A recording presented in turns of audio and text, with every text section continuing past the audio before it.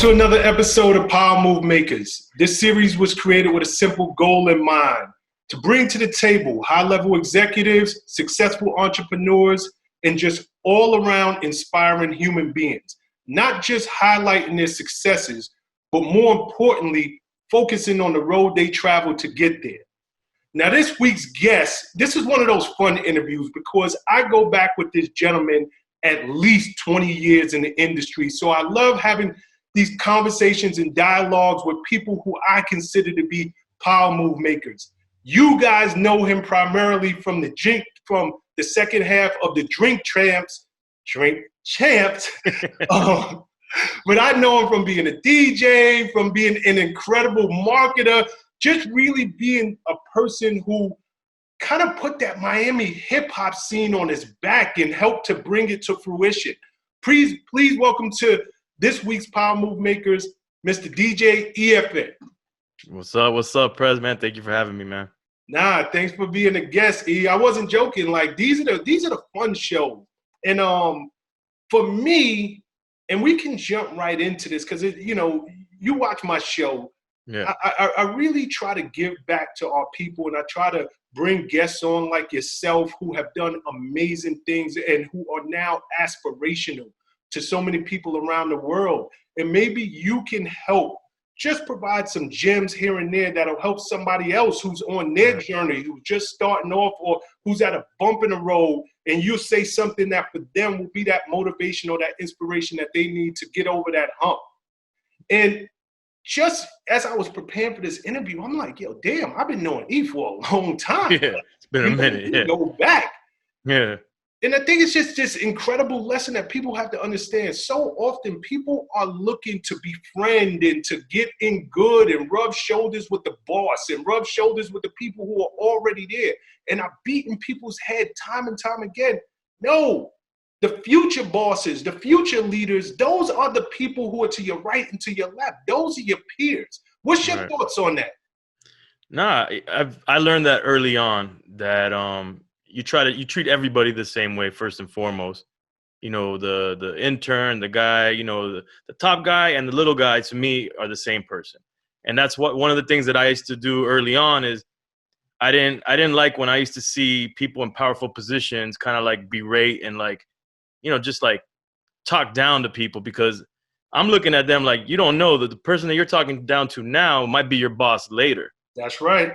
And I don't know how I learned. I can't tell you that someone told me, or it just eventually, it's just something that naturally I was like, nah, because I felt like I was that person. Maybe that's what it was. I felt like Miami as a city in terms of the hip hop community, we were like on the low end of the totem pole in terms of the industry.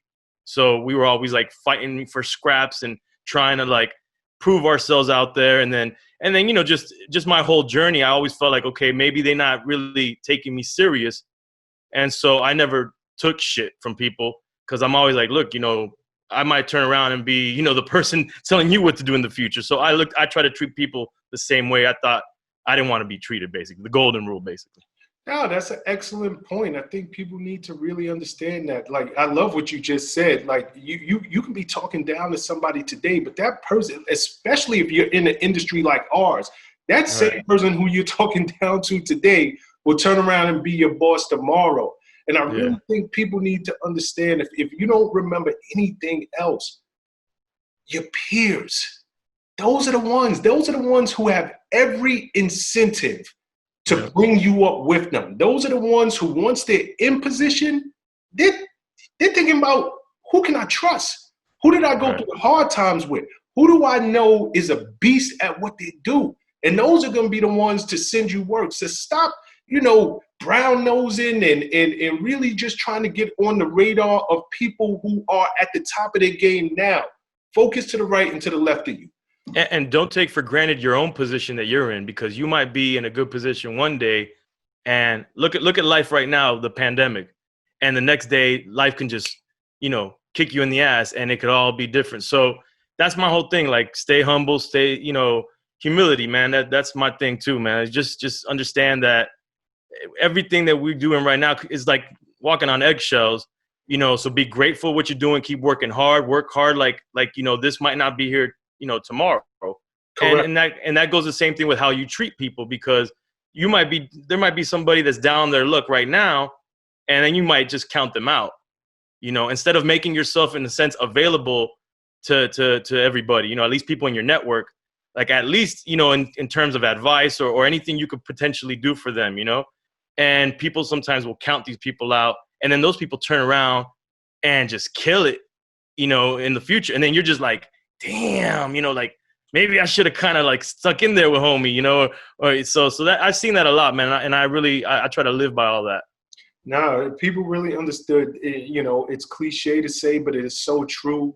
Your net worth is based on your network. Yeah. And that is to the point as I could possibly get. Really try to embrace your network. It is so important. Treat people fair, treat people the same. I should have started off the conversation by congratulating you. Congratulations, new baby boy. Yep, new baby boy. We had to reschedule our interview because he actually was born the night before we were gonna do this originally. Yeah, I mean, we had to push this back. So congratulations, man. What is this, number 2 for you? This is number 2, and that's it. Hopefully that's it. That's what. Yeah, I just want to. Yeah, 2 and I'm good. Nah, it's tough, man. Being a parent isn't easy, you know. Yeah, especially during quarantine, man. Oh man, I got a 2-year-old daughter, and she's not having the quarantine. You know, she's wilding out right now. Yeah, so you got a boy and a girl. You're good money. You can sit back. Speaking of kids, let's go back to the beginning. I mean, everybody knows you as a Miami fixture. You are, you know, when people think of Miami and hip hop, your name comes up in that conversation. But you're not originally from Miami, are you? No, I was born in LA. Yep. My roots are in LA. I still got family in LA. I would travel to LA damn near every year of my life to visit family, and my grandparents were out there, and aunts and uncles and cousins. Yeah, so I'm originally from out there, but I was raised in Miami from, I think I finally stayed here when I was like in 6th or 7th grade. What part of LA? I lived in Southgate. Okay. It's like kind of like where Cypress Hill, that's from, that area where Cypress Hill's from. That's kind of like the area that I was in. How'd you wind up in Miami? So, I mean, long story short, so my parents are Cuban immigrants. They came after the revolution. And the way that the United States was doing with Cubans is kind of funny. They didn't want to concentrate all the Cubans in Miami. So they kind of try to disperse them. I mean, eventually it happened. Miami became pretty much Cuban, you know. Cuba, yes, it is. But they were trying to disperse Cubans all around the country. And my parents, my mom ended up in California, and then my dad, he was here already because he was in an orphanage, and then he went to Vietnam. He joined the Marines, and he was in the war, and he was based in San Diego. So that's how they met. They met in California. And then, you know, long story short again, my dad and, you know, just the war and things that happened, and the relationship didn't work out. He had a lot of issues stemming from the war, and they broke up, and he moved to Miami in the heyday of the cocaine cowboy days. So he was wilding out here. And they tried to work it out. So that's why we started coming. Like, I came back and forth to Miami maybe like 5 times before we finally stayed here. And that's the story of how I got here. And what are you, about 5, 6 years old around that time? Yeah, I was super young. 5 or 6, definitely the first couple of times we came. And then whatever, 6th grade, 12 years old, 11 years old when I finally stayed. So where did your love affair with hip hop come from? First, it's just loving music in general. Like, I just grew up, just music just spoke to me, all kinds of music. And then I just feel like just hip hop was just natural. It was just the soundtrack to my youth. And at first I didn't realize how much of a culture it was. You know, I'm just absorbing the music of it. So I have a mixtape that has all kinds of music, which includes hip hop. You know, I have like some Beastie Boys, Dougie Fresh, LL, you know, and locally MC Shy D and 2 Live Crew and all that stuff. It isn't until junior high, until N.o.r.e. and Public Enemy are hitting the scene, that it really spoke to me. Like, I felt like my personal opinion is hip hop really showed its power through those 2 groups. And I was like, wow, this is a powerful music. Correct. And then to find out about the culture in general, and then not just to find out about it, to understand that I'm living the culture already. You know, I was a b-boy. I'm doing graffiti, like, but I wasn't saying I'm hip hop. It's just I was already living it because you're a kid. You don't know any better. And then from that point on, I was just like, what's dope about this music? And then, because I love music so much, I loved how music was a soundtrack to generations. Mm-hmm. And I realized this music is the sound is the music to my generation. So you're telling me you were able to conceptualize that at that young age? At junior high, yeah. Really? Yeah, that's the way I was thinking, man.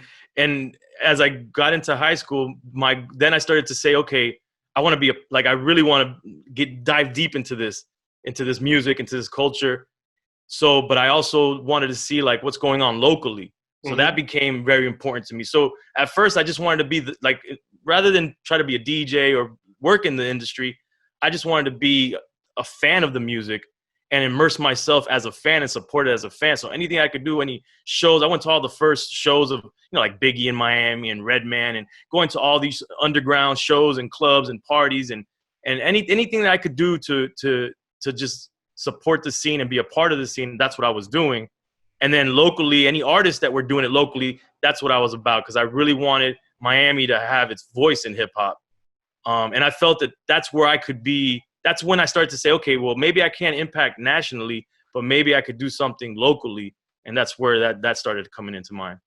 Were you a good student? No. Just that simple.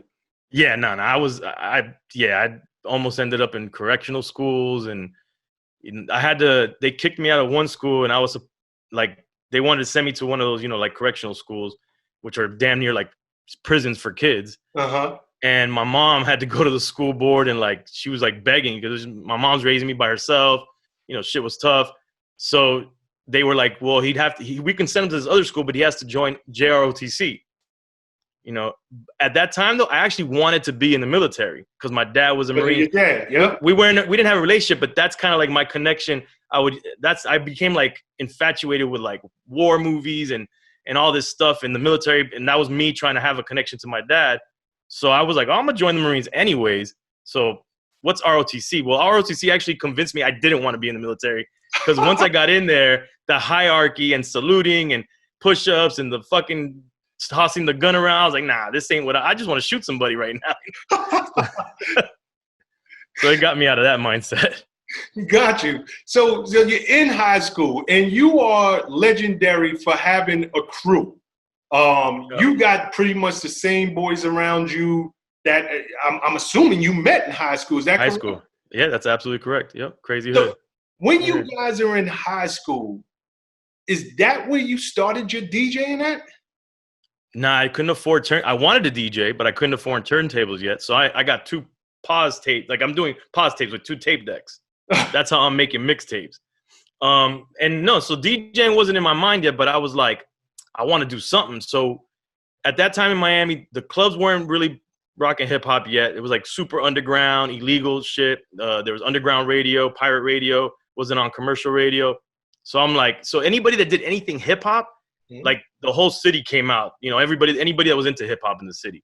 So I was like, all right, man, let's just do a production company, and throw parties. And that was the initial. Okay, stop there for a second. Are you out of high school, or are you still in high school? I'm graduating. It's 1993. I'm graduating, and this is where my mind's at. Where your mind's at. I conceptualize my company. I tell my boys, it was like a crew of 20 of us. Mm-hmm. I tell a lot of them, and a lot of them started laughing. They were like, come on, man. Like, what, you think you're going to do something for hip hop out of Miami, out of the area we live in, Kendall and Miami? They're like, come on, man. Like, you don't know anybody in the industry. Like, what are you going to do? Like, what can we do? And I was like, I don't know. I don't know what we're going to do, but I'm going to do something. And half of the crew was with it. The other half, I don't see it. And then that's right out of high school. First thing I did is throw a party. I threw a jam. Actually, where I'm at right now, it's 2 blocks away from here. It's a car body shop that my friend's father owned. And when he went away for the weekend, they closed the body shop. We went in, cleaned everything up. The father didn't know anything about it. We already had flyers out in the streets, got the DJ set up, and we threw a jam, a warehouse party, and it got shot up. These 2 rival crews and gangs came, they shot it up, and the cops came, and they were like, if we ever see anything with this, it was CHP. We put it, Crazy Productions. If we ever see this again, we're going to shut you down. And that was, but that made us infamous in Miami. That actually helped the brand. And then we just kept doing stuff after that. Can I take a step back for a second? Because I want to get into the mindset of a young EFN at the time. And this is, it's something that I see across so many successful people. Even before you started your business, you saw it. You had a concept, you had a vision, you understood what it was that you wanted to create and what it was that you wanted to bring to, at that time, your area, Miami. Right. And number two, and this is a part of the story that I really want to highlight, because this is where most people get derailed, because they tell their big idea to the people closest to them, people who love them, people who hang out with them, support them, and have their back in every other area of life. Right. But because those people can't see your big dream, who do you know? Yeah. How are you going to do that? And more times than not, that discourages people, and they put their dream on the back burner and say, yo, you know what? He's right. Or you know what? She's right. And because of that, that one idea, that seed that could have blossomed into something huge never comes to fruition because it was buried long before it ever got a chance to get off the ground. So I'm glad you brought that story up. Yep. I tell that to anybody I come across that asks me for advice. I tell them, look, the first people that are going to be the naysayers in your life are the people that actually love you. And you have to understand that, and understand that they don't see your vision, and you got to make a decision that you got to be stronger than because that hurts when the people that love you don't believe in you. So you got to be bigger than that. Your vision has to be, you really have to understand your vision and see it all the way through, see it clear. Yeah, I mean, this is something that if, people don't learn anything else from this interview, people don't, especially the people closest to you who actually love you. Yeah. They don't crap on your idea because they want to discourage you. They actually think they're doing something for you. Yeah. They're saving you from future disappointment. They're saving you from, you are dreaming bigger than your circumstances. Who do we know who have ever done X, Y, and Z? And they think they're doing a good thing. Or it could just be as simple as, they can't dream as big as you. Understand that's part of the process. Keep going. I don't care if God gave you a dream, you go. You keep moving. All right. So now, Crazy Hood Production is off the ground. You guys start out with Party. You are, and what I love about you and where we're kindred spirits, you're a serial entrepreneur. That, just like me, I started out doing parties. I thought that I wanted to be the biggest party and a promoter in the world, but my eureka moment had nothing to do with parties. It was really my first introduction to being an entrepreneur. That's what I love so much about throwing parties. I just thought it was the nightlife. It really wasn't. It was going out there, hiring people, and, making my own income. Yeah. Was that your first introduction to being an entrepreneur? It was. I mean, it definitely was. But for me, it was all about marketing and branding. That's what my focus was. It wasn't so much about how do I make money. It was just like I felt that I needed to get seen, and I needed the brand to get out there, because I saw the long-term vision was that that's what's going to carry us. Once we get notoriety, once people know who we are, then we can move in a bunch of different directions, because then people know us. We're a name brand, and people are going to, they want to hire us for whatever different things that we're offering that we can do. And that's what it was. The parties, the mixtapes, like I can go on and on. Like the drive was constantly marketing the brand. Let's talk about that brand for a second. Crazy Hood Productions. Where did it come from? So it was high school. It was the last week of high school or something like that. And I was like, all right, I want to think of a name for my company. And so the word crazy is because I've always felt a little bit off kilt mentally, like as a kid mainly, like, whatever, growing pains, didn't have dad in the house, like just normal kid shit. And I just felt like, yeah, I was a little bit off kilt. So I'm like, I'm a little crazy, maybe, I'm a little crazy. And then hood is, people think it's neighborhood, but it's in school, even though Miami's hot, Miami schools, we have AC pumping, so we go at 6 a.m, and the hip hop attire for kids at that time was hoodies. So all the hip hop kids had hoodies in school because it was cold as hell in school. So we're all rocking Champion hoodies. So we would call ourselves hoods, so we were crazy hoods. And then I had a production because I wanted to sound professional when I spoke to people, and we're a production company, so it's Crazy Hood Productions. Real nice. Crazy Hood. And I just want to sound professional, so I'm going to just throw production in there. Yeah. Good job. Now, you, like you said, and I know we glossed over it, but I think it's important to your story, and it's important for anybody who wants to become an entrepreneur out there, and anybody who wants long-term success. You got your Crazy Hood production. You're throwing parties. Eventually, at some point, you start DJing. You're doing these mixtapes. Yep. And you have this amazing marketing and promotion company that you started that has worked for, you and I have worked together for many, many years. Yeah. You were my marketing arm in Miami. All right.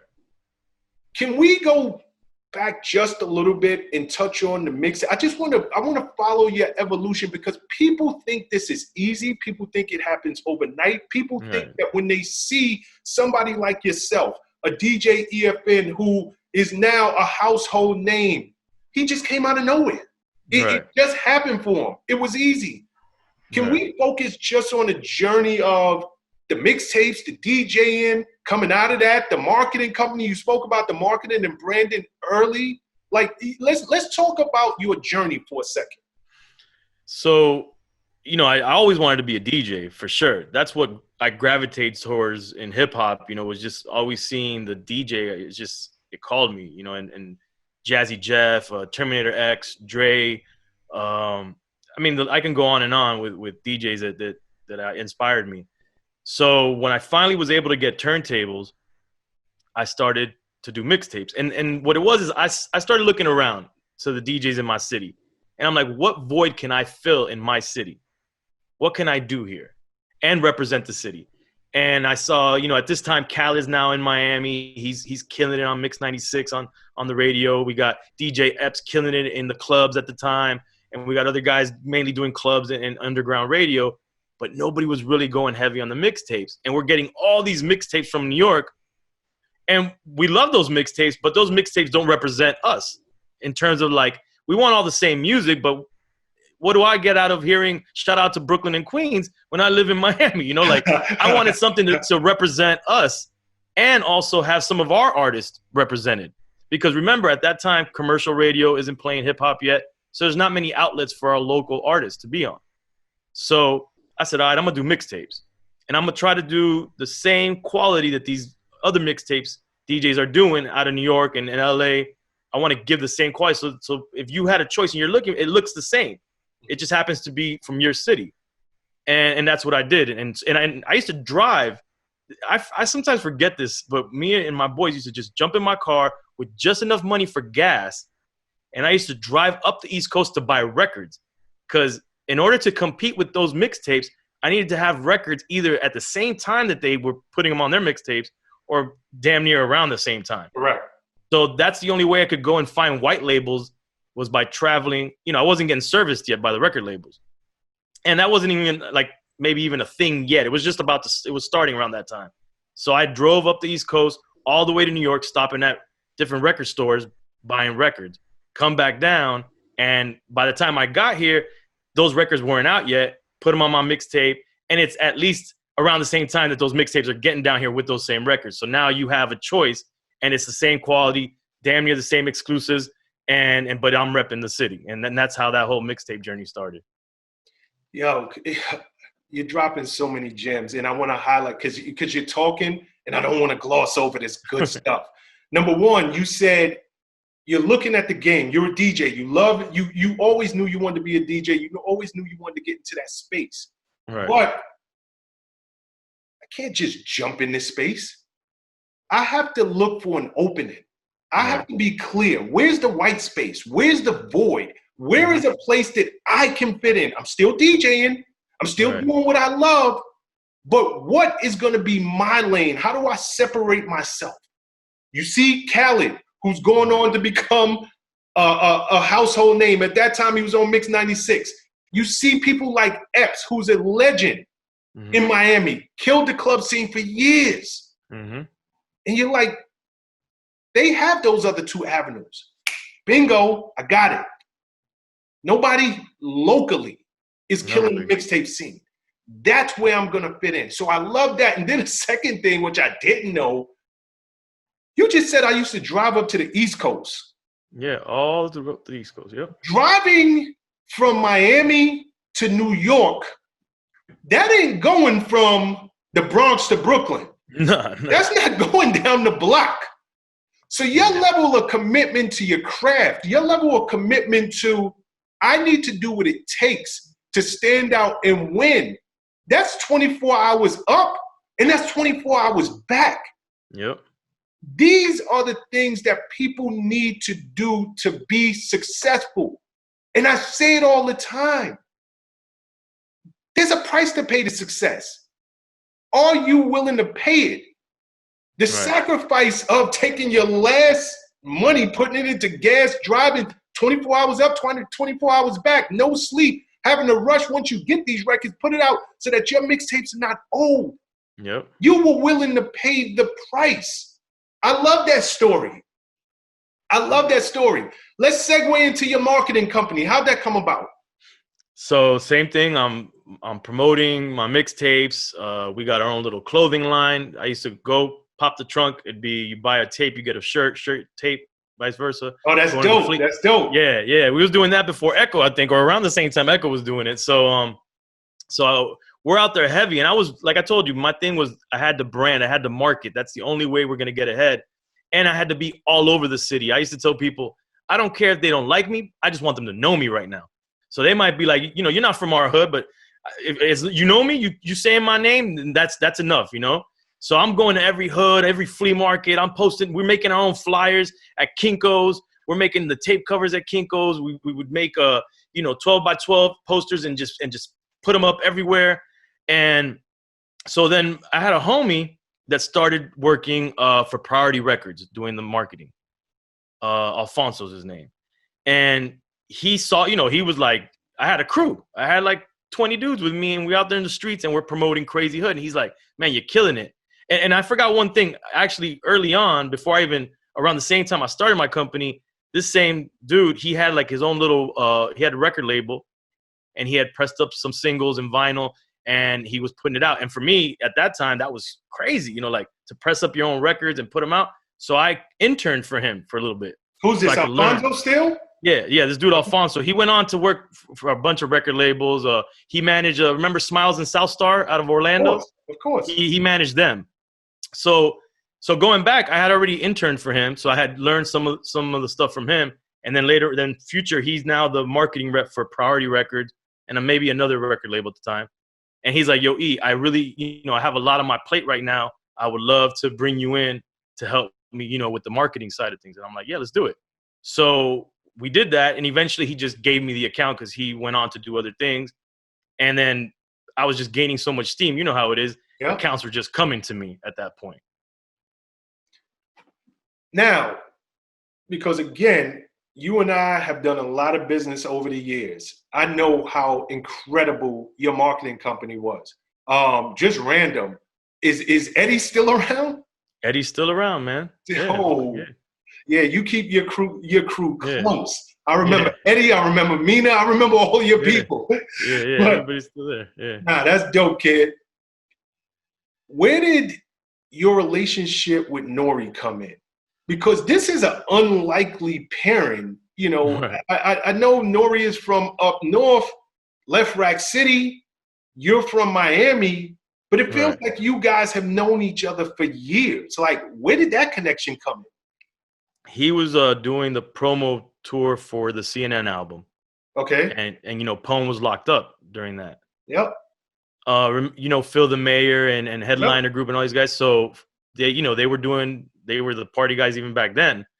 And back then, you know, prior to really promoting on the internet, artists that were going to do a show in town would have to go do in stores. I also had a clothing store called Crazy Goods.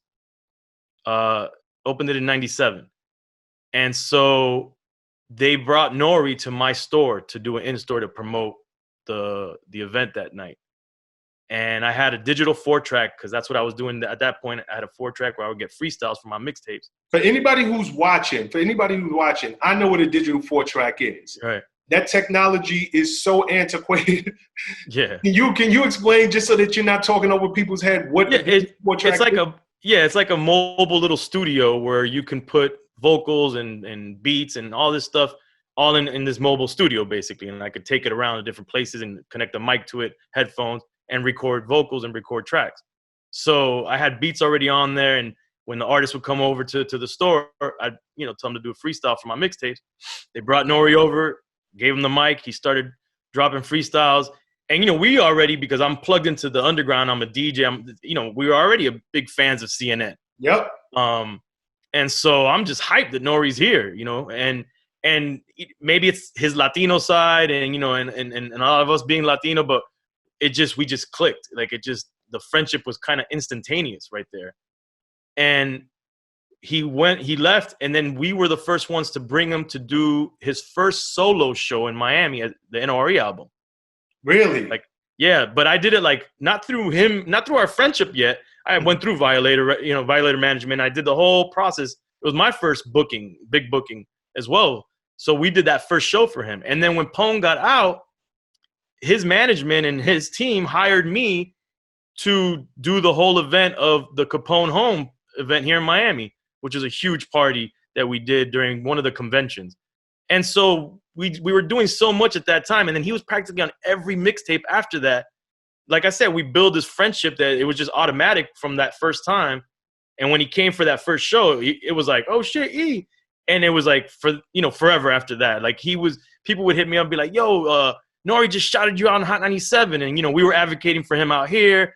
And he was always, you know, bigging us up wherever he was at. And that friendship just, I don't know, it carried over. I couldn't even tell you because it is weird even when I think back on it. It's such a weird friendship. Like, yeah. It's not like n.o.r.e. wasn't n.o.r.e. Like, he's traveling and he's meeting people every single day. Yeah, honestly, I don't get it either now that I think about it more. But, you know, we were just cool. And every time I went to New York, I would check in and I would go to the studio and do stuff with them. So after he did the reggaeton album, which I was never a fan of reggaeton. Like I told him, like, you know, I'm just a hip hop dude. Like I don't know about the reggaeton stuff. And he knew that I wasn't so much of a fan of it. So when he did the album, it did what it did. He kind of felt maybe that hip hop turned their back on him after that album. Mm-hmm. So he was moving to Miami and he said, look, I'm gonna come to Miami. I'm gonna go, let's work in your studio. And I want you to bring me back to hip hop. Really? More or less, yeah, I'm paraphrasing whatever he told me, but yeah. He's like, I know that, that's where your space is at. Your headspace is just hip hop. You're a purist, and let's go in your studio and let's just bring me back. And he came and we just started knocking out records and the press started coming and then out of those studio sessions, which he was in my studio, which was not too far from where I'm at now. I'm in my office that I moved from. He was damn near in there every day working, and in those sessions is where like the joking of the slogan "Drink Champs" came from. Like we were always drinking and stuff, and he's smoking, and we would be like, can you explain? You just said in those sessions, that's where the birth of the name Drink Champs come from. Elaborate on that. We're like, that just comes out of the clear blue sky. Did somebody make that up? And what did it mean at the time? So it was something that my friends and I, we would just say it. If you couldn't handle your liquor, you're not a drink champ. That's what we would say. You're not a drink champ. I'm a drink champ. You're not a drink champ. And then n.o.r.e. eventually he did a song produced by Alchemist called Drink Champ. And so, but that's what it was. That's all it was a slogan. I thought it was dope. So I already started plotting on just having that, owning that slogan, owning that name before I knew what it would be. Wow. But in that same time frame, the homie Leo G came around and he's like, yo, y'all want your own show on Sirius? Okay, back up, because a lot of the audience might not know who Leo G is at the time. Yeah. He was a program director at Sirius before the merger. Shout to Leo G, by the way. No, I'm lying. XM, my bad. XM. He was down in DC. Yeah, and from what I remember, he was telling me that everybody that was on XM had to be in the studio. I think we were one of the few that were allowed to send in our show. I might be wrong, but that's what I think he told me. But he's like, look, I'm going to give y'all your own weekly show if y'all want it. And we're like, yeah, let's do it. We're already in the studio every day. So hold on. I'm confused because you just jumped over a piece of the story. I want to go back for a second. You're in the studio. You guys are drinking, doing whatever you do. You're not a drink champ. If you can't hold your liquor, this, that, and the third. Now you're talking about Leo G offering you guys a show. But it has nothing to do with the name Drink Champs.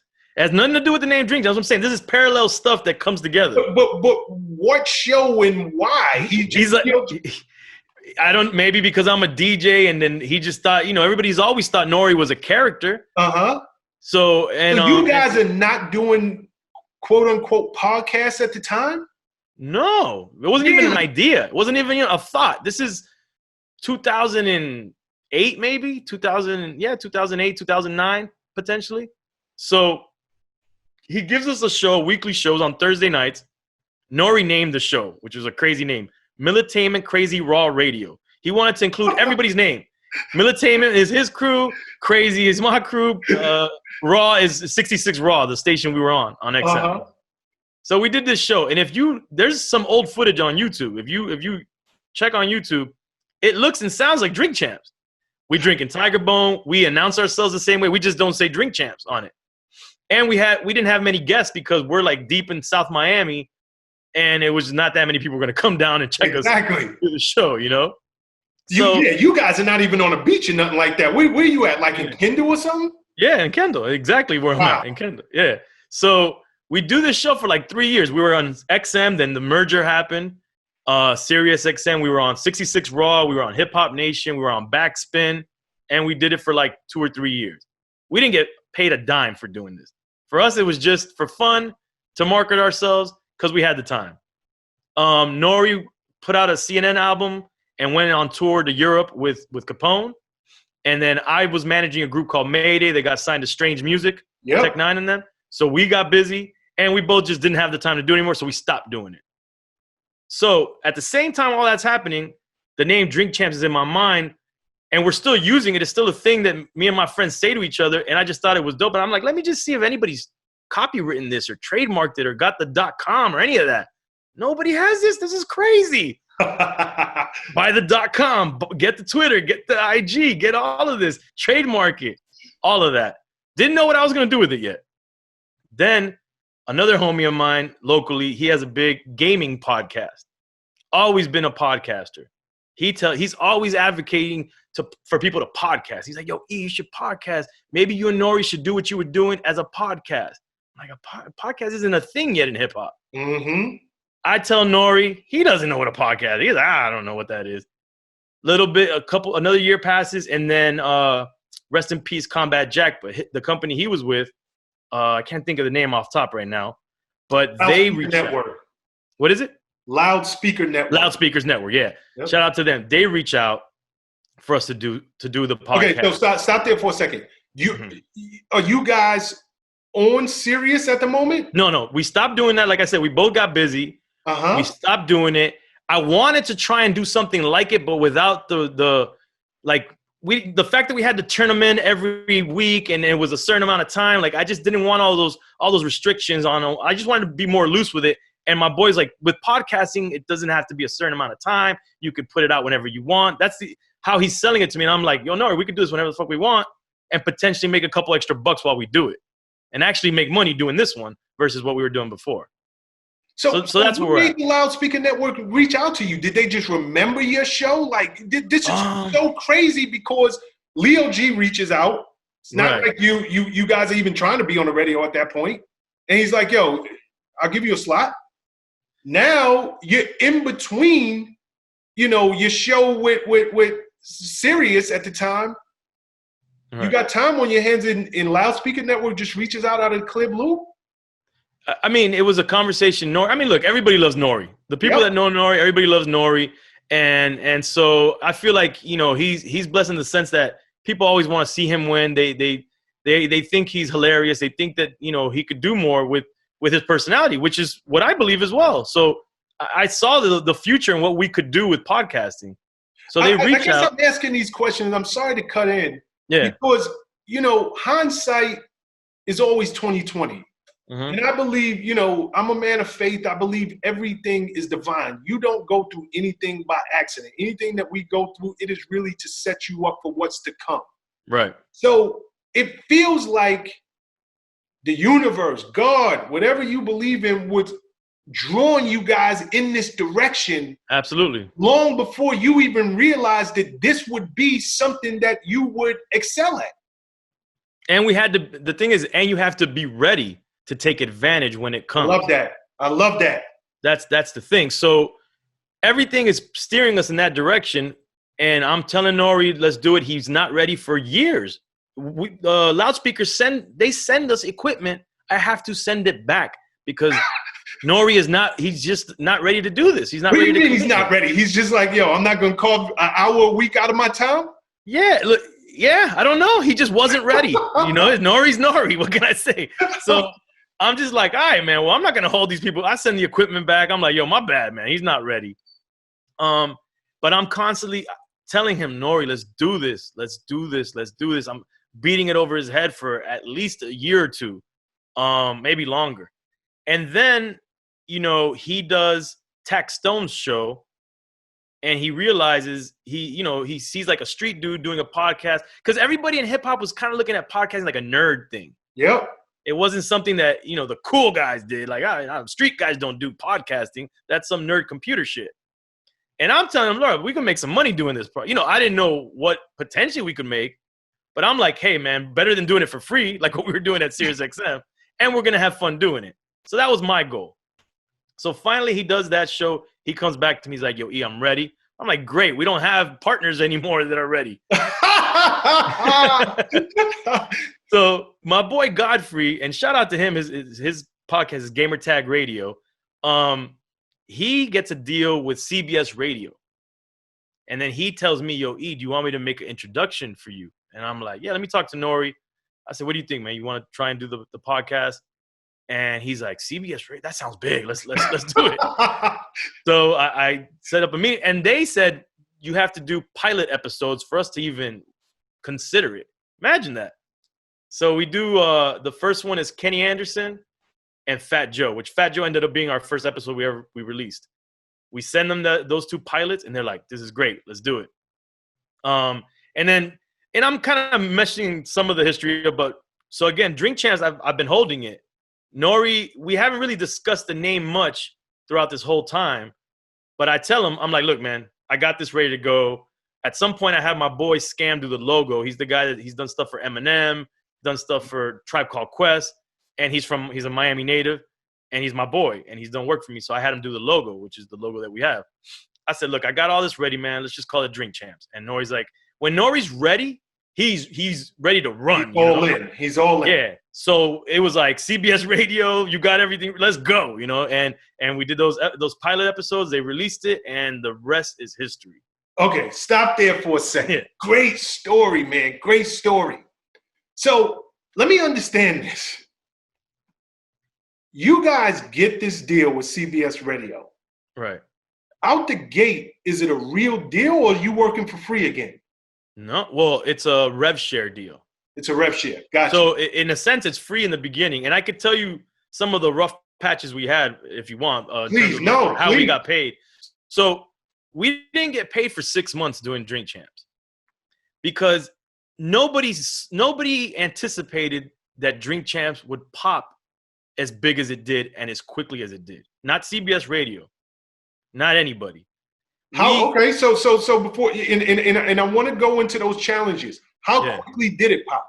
So I did some research and I said, I asked people, what numbers do we need to make a couple thousand, a month at the least?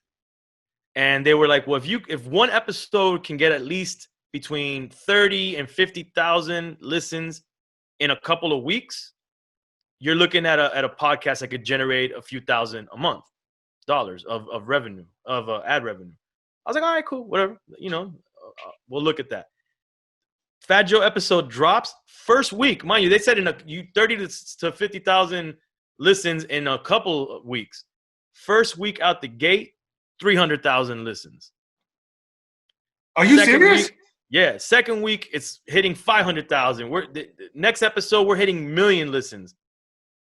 They were like, they couldn't even, because, so CBS Radio is using the advertising arm of CBS at the time. They're a corporate, ad agency. And so how do they sell these hip hop guys talking crazy, getting drunk, talking all this wild stuff? They got the numbers, but it's like, how do you sell that to Charmin? How do you sell that to these brands? They just didn't know how to sell it, and they couldn't sell it. They didn't know what to do. And so for 6 months, and we started getting upset, but eventually once the 6 months passed and they finally found some kind of a groove, and they got some initial advertising, the advertising money was pretty good. And another quick note too, that I haven't really talked about, is that the first meeting when we signed with CBS, I told them, so you guys are CBS. This is a television show. I know we're doing an audio deal, but you guys should consider upstreaming us already and trying to shop us to your TV side. We're a television show. And they didn't. What made you say that, E? I don't know. I just knew it. Like, I just felt like this was a television, like this was a visual show too. Because at the time, you only have 2 episodes in the can. You got Kenny Anderson, you got Fat Joe. Right. I was just are you trying to feeling like the synergy was there and the chemistry between you and the guests and what you guys were doing, drinking, having fun, very, very open and candid conversations? This can be bigger than audio form? Absolutely. I mean, my thing with podcasting is that anything that you do visually can be an audio podcast on its own and create its own revenue. It doesn't mean that one negates the other. Mm-hmm. So I'm like, we got this business. Let's create this other business together, guys. You're CBS. You got it. Let's do it. I don't think, not that they didn't see it, but I'm talking to the podcast department. They really didn't have any pull on the TV side of things. And so that just didn't come into fruition. But I thought it was ill that I already saw it. Like, I actually think back on it, I'm like, I saw it, and eventually it did happen, that it became a television show and a big YouTube show as well. And I was trying to do it from early on. And we were filming from day one also. I had cameras in there from day one. That's dope. And that's the other thing too, talking about being prepared. So when n.o.r.e. was ready, I made sure that it was turnkey operation. I already had engineer ready. I had mics there. It was originally done in another office I had in downtown at the time. I had everything set up. I had a step and repeat ready, everything, turnkey n.o.r.e. You just got to show up and be n.o.r.e. and let's do this. And then, and like I said, the rest is history. Wow. I want to go backwards. First, I want to shout out Fat Joe, because behind so many success stories, the name Fat Joe always is in the mix somewhere. That guy has been so giving of himself, his celebrity, his time for so many people. It doesn't surprise me. At first I was thinking, I was like, well, maybe it's the Latin connection between you all that he would be, your second guest. But as I was thinking more, I'm like, everybody I know, some way their story leads back to Fat Joe long before they ever blew. So shout out to Fat Joe on that behalf. But I want to also go backwards, because there's a part of your story that I love, and we just skipped it. I don't know chronologically if you were doing it at the same time. Is the Coming Home series that you did, and I want to talk about it before going deeper into the Drink Champs podcast. Mm-hmm. For anybody who doesn't know what your Coming Home series is, can you explain it to them? Yeah. Again, trying to make a long story short. In 2012. Mm-hmm. I traveled to Cuba. And what it was is that being Cuban American, if anybody knows the Cuban community, especially the people that came revolution, escaped all of that Castro regime and communism, it's kind of taboo, especially at that time, to go to Cuba. They think that if you go, it's like you're giving back to the regime. So you kind of raised not to even think about going to the island. But as I got older, I was like, man, I want to see my family's homeland. I want to see my parents' homeland. I want to see my roots. And I kind of wanted to see it still in the bubble before Taco Bell and McDonald's might have popped up, in Havana. So I made a concerted effort to plan a trip to Cuba. And my other homie, Garcia, who was an artist under my label, and he was studying film, he came along, and a couple other of my boys came. And when I was planning the trip, I came across another homie that was dealing with the hip hop community in Cuba.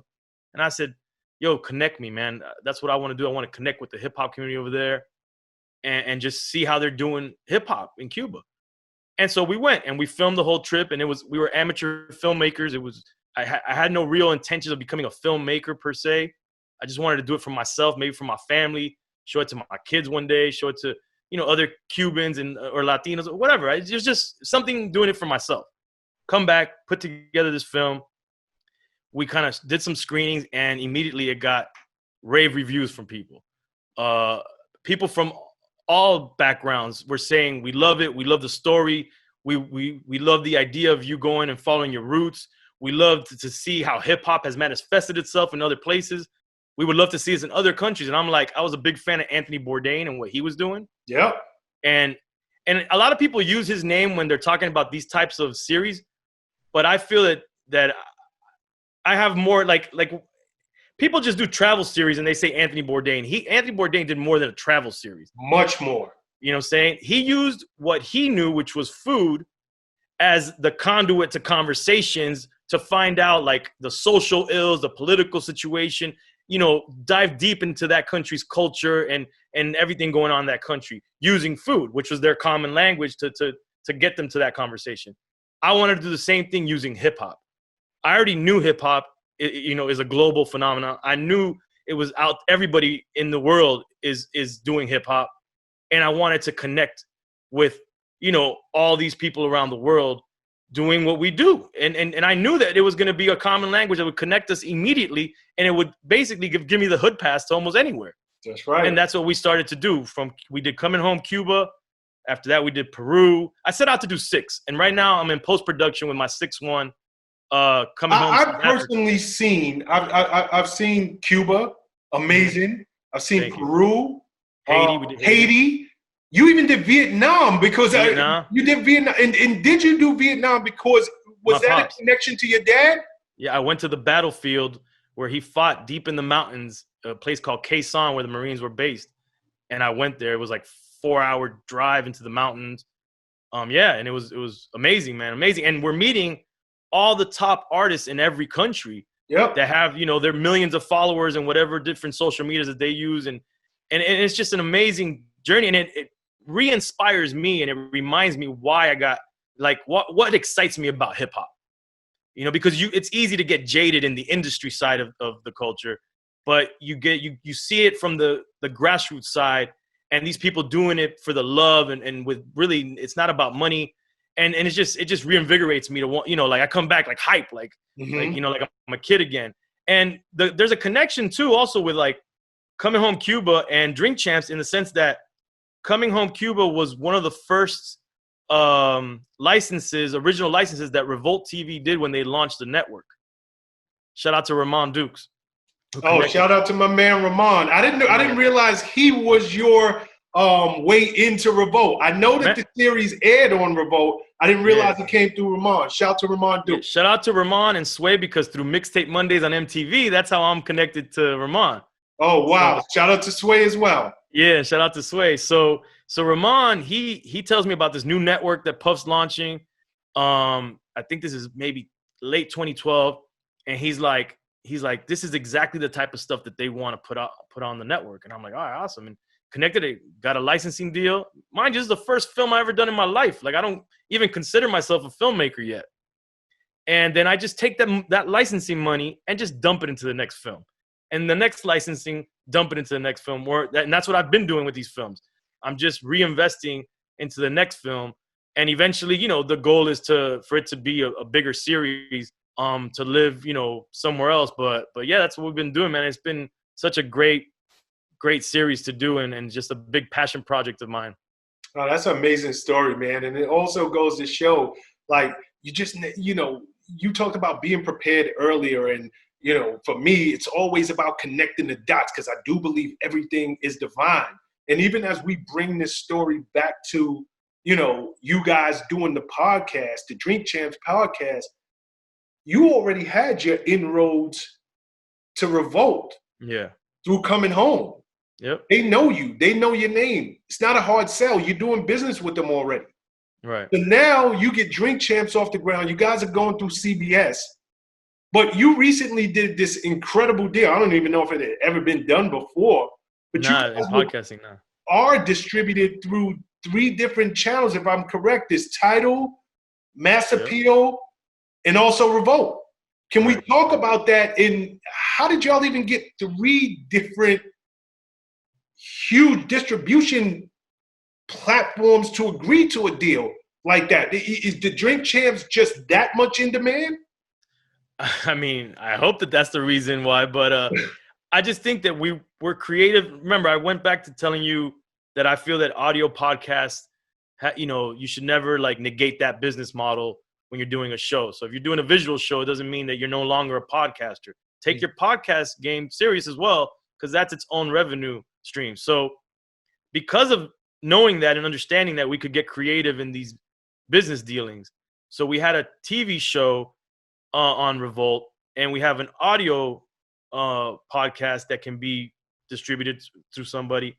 And then you have Tidal, that's a subscription-based platform. Correct. So what that allows us, each one of those things is different. And it allowed us to do a deal where we bring all of them to the table together. And so because Tidal subscription, it's just subscription. It's not ad share. Then Mass Appeal is doing an audio distribution that's ad revenue there. And then Revolt is doing TV and YouTube ad revenue there. And so it allowed us to do the triple deal, basically. Okay, you're a pretty smart guy. Were you the architect? Because that's an incredible deal y'all did. Yeah, it was all of us. I couldn't take the credit. Listen, I could say all the stuff that I brought to the table, but of course, none of this is happening without n.o.r.e. Absolutely. Without n.o.r.e.'s genius, without n.o.r.e.'s the personality and the driving force behind everything.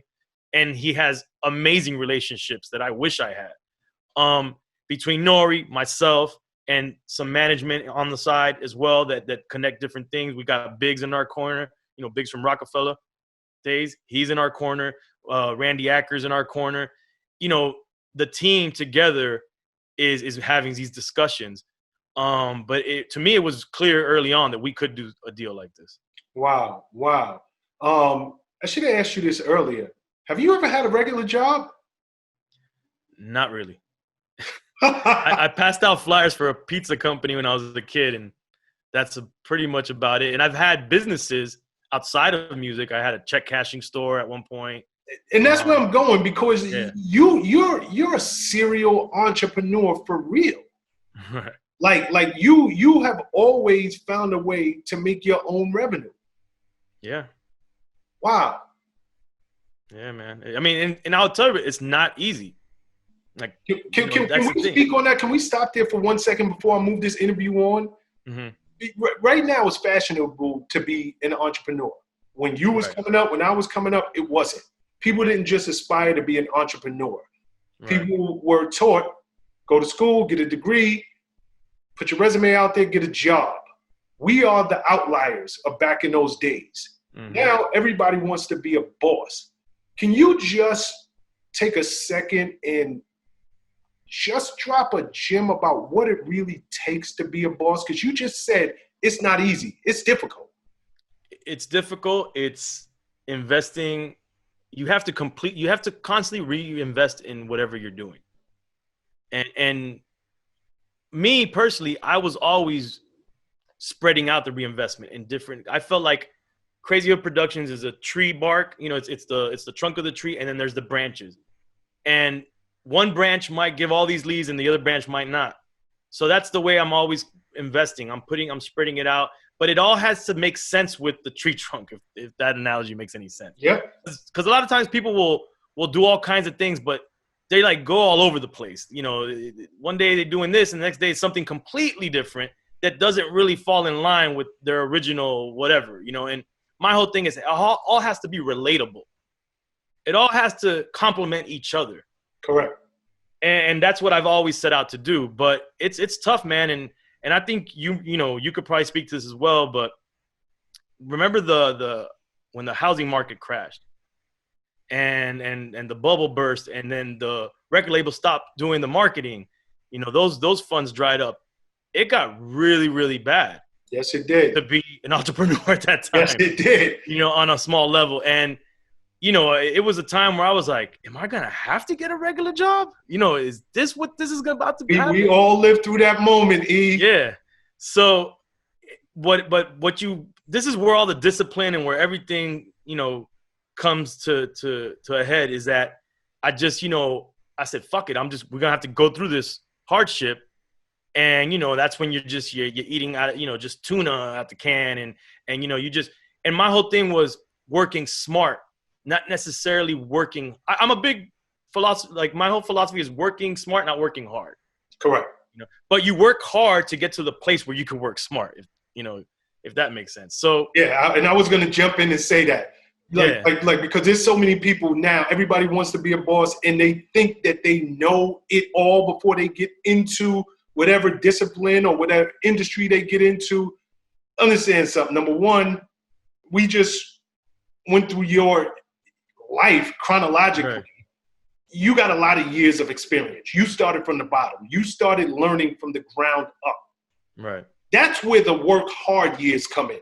That's where the lack of sleep, that's where all of the sacrifice takes place. Right. And then you get to another level where you can start to work smart because you have a network. All of the things we've spoken about, you have experience.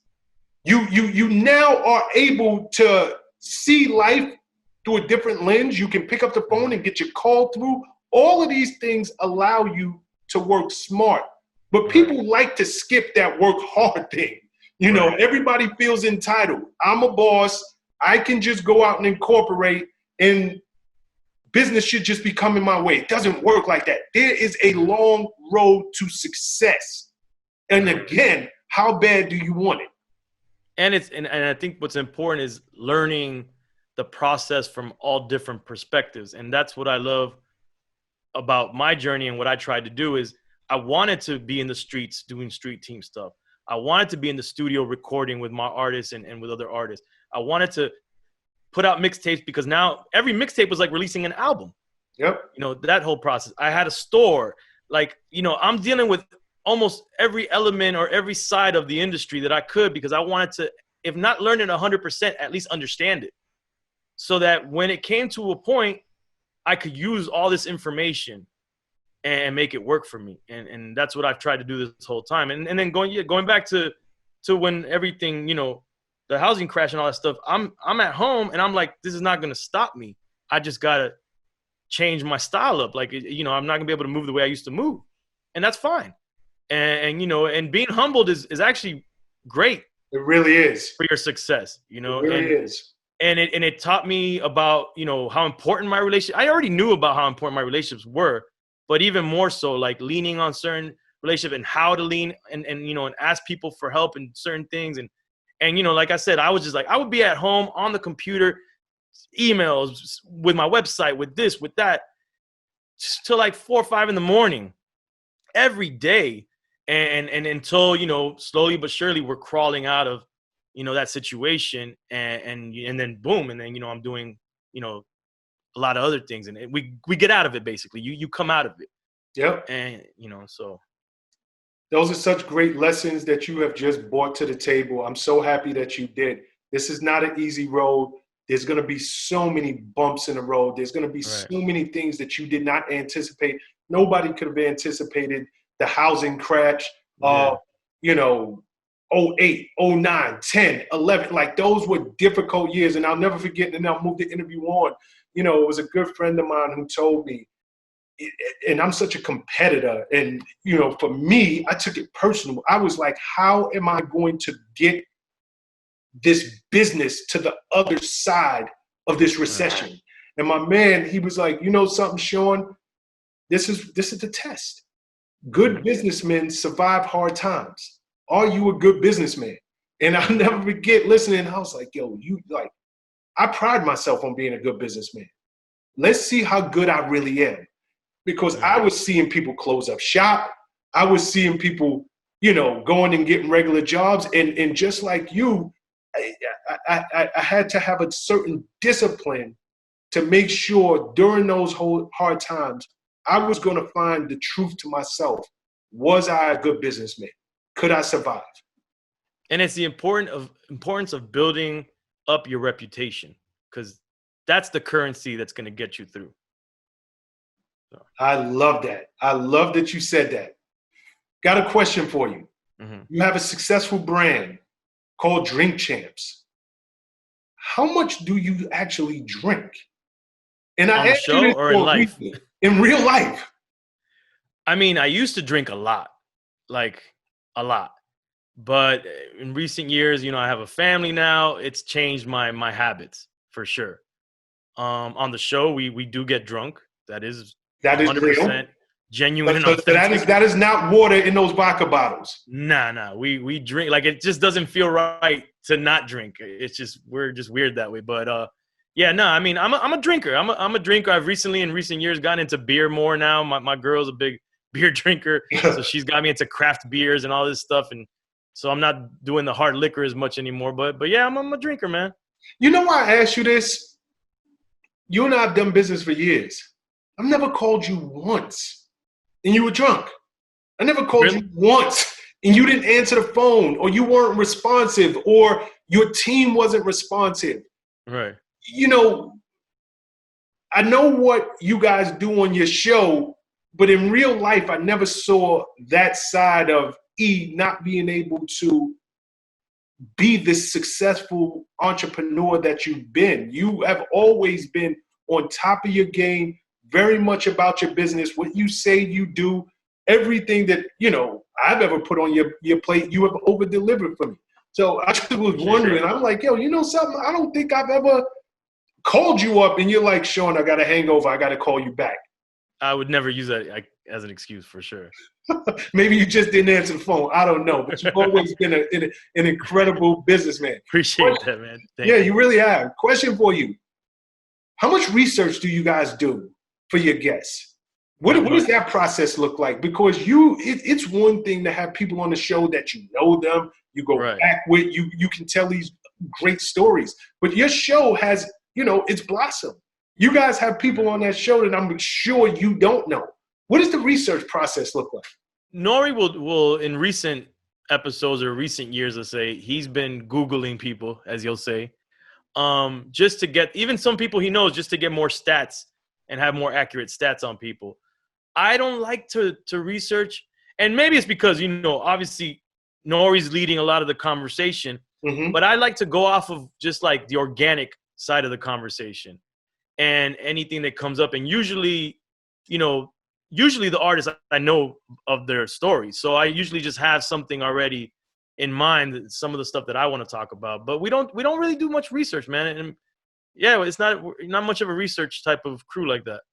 That's so interesting because, you know, one of the things that I love about your show and, you know, even myself doing what I'm doing right now, you guys, it always seems so organic. It always seems like you guys go back with these people for 100 years. Like, you get them to talk. I don't know if it's the weed. I don't know if it's the liquor. I got to believe that plays a part. Definitely, yeah. The liquor definitely plays a part. It's definitely the third cast member, you know, host on the show. All right, before I close the interview out, I want to talk to you about something that maybe 10 years ago would not have even been a conversation. Right. Your white beard. like me and you, we're probably the first real generation of hip hop Right. that is getting old successfully. Right. Still in the game, still relevant, still doing things. I don't know if the pioneers were able to Yeah, you have people like LL Cool J that came before us. There are a few out there who were able to transition. But I love the fact that you know, just like me, I'm white. I'm not painting my beard. Right. I love the fact that you're able to. You have a full white beard in hip hop, and you're accepted. Back in the days, that was an absolute no-no. This is a young man's sport. Why did you even make the decision to keep that? Well, look, I didn't want it to be fully white. Like, I wasn't expecting it. You know, I came in with a salt and pepper, and then this motherfucker just turned white on me, and I was already in too deep. But yeah, my whole thing is just, if I can't feel comfortable in my own skin doing what I do, then what's the point? And again, like, this is me. This is, you know, and we're all aging, and it's a part of life. So might as well just, you know, embrace it and keep it moving. It doesn't mean that we're outdated or we can't stay with the times. Yeah, I don't believe in the whole ageism of stuff right now. You know, yeah, man, I embraced it. And, you know, and hopefully people, you know, feel inspired by that too. No, I think it is inspiring. I mean, you got to think, when we were coming up, hip hop was considered a young man's sport, period. Absolutely. You know, you get to a certain age, you put out one too many albums, people are like, it's over for you. Like, you're old, go. We don't want to hear from you. Now I'm seeing people have these long-standing careers in hip hop, no different than any other industry. So when I see you rocking that white beard and so many others who are like, yo, you know what? This is just what it is. People get older. People get married. People, you know, once upon a time you were in the clubs all the time. I know me, and I'm sure for you, it was like, you got to be in the clubs because you got to stay relevant. You got to show the industry that you are still around. Yep. You were like, yo, I don't do that no more. I made my name. I made my reputation. People know I'm around through a phone call. They see what I'm doing. So I love that you're doing that. Before we cut out of here, what's next for DJ EFM? What are you working on now? Oh, man, I'm trying to do a lot. Definitely the Coming Home series, like I said, and we're in post-production with South Africa, and then we have Colombia that we haven't released to the public yet. And then we're working on deals to try to further the series and have it, you know, keep producing more episodes. I got another podcast called Fatherhoods, which is about being, you know, fathers in hip hop basically, and we talk to different artists and executives and people in the game about parenting basically. And I got products, Colombian Whites, this liquor that I have out here in Miami. A ton of stuff, man. I'm working with Monster Energy. They got my back, and I got just my hands in a bunch of different things, man. So I'm just keeping pushing. I love what you're doing, man. Even with that Fatherhood podcast, again. Thank you. You're aging the right way in hip hop, brother. You know, because back in the days, people didn't want anybody to know I'm married. I got kids. Now we got people in hip hop with grandkids. So we got Bun B talking about being a grandfather on there. Are you serious? Yeah. Wow. Yeah. Wow. Where can people find you? At DJ EFN on Twitter, at Who's Crazy on Instagram, crazyhood.com is the website, drinkchamps.com, at drinkchamps, everything. Nice. E, it has been my pleasure. You have dropped so many invaluable gems for our audience. You know, I'm sure my phone is going to be lighting up once we release this, man. Oh, thank you, man. You know, continue blessings and continue success to you. Congratulations on the recent birth of your son. And just know, in this world of hip-hop and just world of entertainment, you are a true power move maker. Continue blessings. Thank you, Prez. Appreciate you, man. Peace. What's up, guys? Thanks for sticking with me to the end of the video. Truly appreciate you. If you like anything you heard here today, go ahead and hit that subscribe button. And if you know anybody that can benefit from this message, feel free to share. Peace and love.